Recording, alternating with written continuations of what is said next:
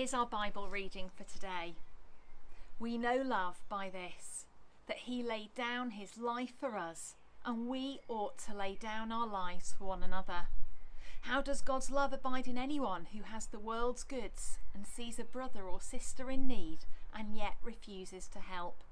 Little children, let us love, not in word or speech, but in truth and action. Over the last week, we've been thinking about love, and we're going to carry on that theme today, thinking about actions and helping. When I was little, my parents used to say, actions speak louder than words, usually when I'd done the wrong thing, and they wanted me to show that I was sorry, not just say that I was sorry. But do actions speak louder than words? There's something about actions where they follow through on our words. I know I find it much easier to trust people who live out, who do what they say. So I wonder what comes to mind when you think about love. Roses, hearts, mushy stuff. Do actions come to mind? Gary Chapman, in his book The 5 Love Languages, includes actions in his 5 ways that we can give and receive love. Touch, gifts, time, words and actions.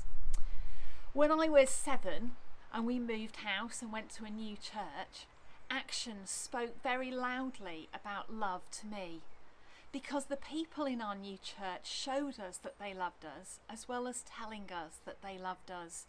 I learned that you could love people to Jesus because I experienced it. When my dad was furloughed for 10 weeks without any money, envelopes of money would come through our door. When people in their church with 2 cars went on holiday, a car would appear outside our house so that my mum had an extra car to ferry the 4 of us about in. Actions spoke volumes, and I learnt to love that way. In our reading today, we are still children who do the wrong thing, but we are God's children and we are loved. How do we know? Because Jesus' actions spoke volumes. Jesus' death on the cross for us was an action louder than any words.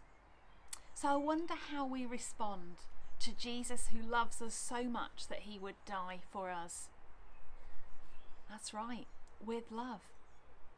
Our response is to love as we know that we are loved.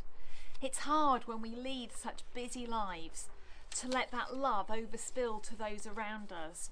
But when we can grasp just how massive and overwhelming is God's love for us, we should want to share it with those around us. It's certainly what happened to my family.